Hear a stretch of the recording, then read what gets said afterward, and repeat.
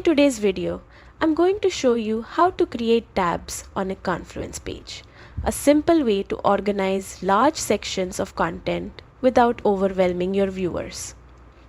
Start by opening your browser and heading to confluence.log. In with your account, or sign up if you're new. Once you're inside, go to the space where you want to add the tabs and open or create the page you'll be working on. To insert tabs, click into the page editor and press the / key to open the quick insert menu. Type tabs.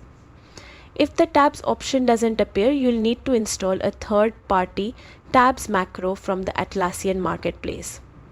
It only takes a moment, and once it's installed, the tabs feature will show up inside your insert menu. Now select the tabs macro.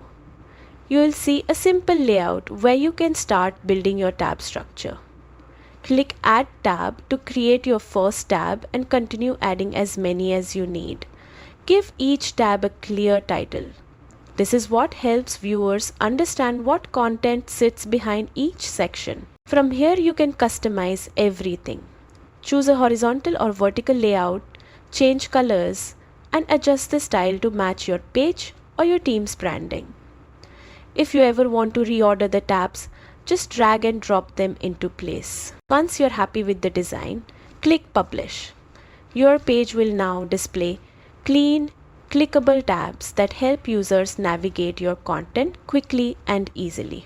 And that's all it takes to create tabs in Confluence. Fast, simple, and perfect for keeping your pages organized.